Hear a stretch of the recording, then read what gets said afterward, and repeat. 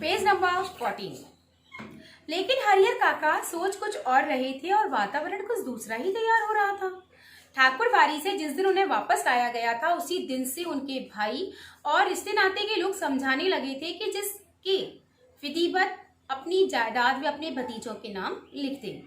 वह जब तक ऐसा नहीं करेंगे तब तक महंत की गिद्ध दृष्टि, उनकी पैनी नजर उनके ऊपर लगी रहेगी।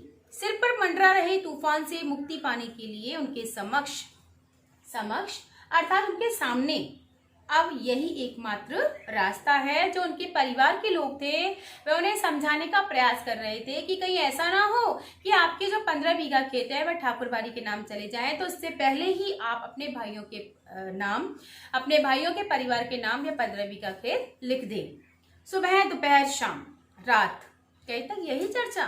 लेकिन हरिहर काका साफ नकार जाते, साफ मना कर देते, कहते मेरी बात तो मेरी जायदाद इस परिवार को स्वतः यानी अपने आप ही मिल जाएगी, इसे लिखने का कोई अर्थ नहीं। महंत ने अंगूठे के जो जबरदस्ती निशान ले लिए हैं उसके खिलाफ हमने मुकदमा दर्ज करा दिया है। महंत जी ने जो जबरदस्ती अंगूठे के निशान ले लिए हैं, अब चूंकि हमने वह केस दर्ज करा दिया है इसलिए उन सादी कागजों का कोई भी भूमिका उन कागजों की नहीं रह जाती। भाई जब समझाते समझाते हार गए तब उन्होंने डांटना और दबाव देना प्रारंभ कर दिया। लेकिन काका इस रास्ते भी राजी नहीं हुए। साफ कह दिया कि अपनी जिंदगी में अपने जीते जी वह अपनी जायदाद, अपने 15 बीघा खेत किसी को भी नहीं लिखेंगे। बस एक रात उनके भाइयों ने वही रूप धारण कर लिया जो रूप महंत और उनके सहयोगियों ने धारण किया था, यानी वही रूप जो ठाकुरबाड़ी के साधु महंत उनको अपहरण करके ले गए थे, वही रूप उनके भाइयों ने भी धारण कर लिया। उनको रस्सी से बांध दिया। हरिहर काका को अपनी आंखों पर विश्वास नहीं हुआ।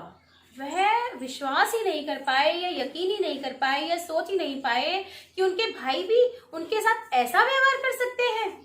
उनके अपने सगे भाई जो उनकी सेवा सुरक्षा में तैयार रहते थे, उन्हें अपना अभिन्न समझते थे, उन्हें अपना लगाव वाला, उन्हें अपना गहरा समझते थे, घनिष्ठ समझते थे, जो उनकी नींद ही सोते और जागते थे, हथियार लेकर आज उनके सामने खड़े थे।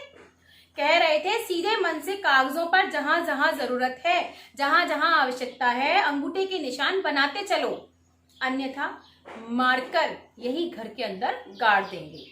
गांव के लोगों को कोई सूचना तक नहीं मिलने पाएगी कि आप कहां पर गायब हो गए, क्योंकि हम आपको यहीं पर मारकर अंदर जमीन में गाड़ देंगे तो किसी को कुछ भनक भी नहीं लगेगी कि आप कहां गए। अगर पहले वाली बात होती तो हरिहर काका डर जाते, लेकिन हरिहर काका के साथ तो यह सब पहले घटित हो चुका था। इसलिए कहते हैं ना कि अनुभव जब होता है तो व्यक्ति घबराता नहीं है। वैसी ही स्थिति हरिहर काका के सामने थी। हरिहर काका नहीं डरे। अज्ञान की स्थिति में, अज्ञान अर्थात अनजान, ज्ञान ना होने की स्थिति में मनुष्य मृत्यु से डरते हैं। ज्ञात होने के बाद, जान जाने के बाद तो आदमी आवश्यकता पड़ने पर मृत्यु को वरण करने के लिए भी तैयार हो जाता है। यहाँ पर लेखक कहना चाहते हैं कि जब किसी व्यक्ति को किसी चीज का ज्ञान नहीं होता तो तब तक वह सोचता है कि अरे क्या होगा। लेकिन हरिहर काका तो इस स्थिति से भली भांति परिचित थे कि अगर उनका अपहरण हुआ है, उनको मारा पीटा जा रहा है, तो यह सब सिर्फ 15 बीघा खेत के लिए हो रहा है और इसके बाद पुलिस आएगी, उन्हें बचा लेगी, केस दर्ज होगा और मामला सेटल हो जाएगा। लेकिन जो हरिहर काका थे वह अब बिल्कुल मजबूत हो चुके थे।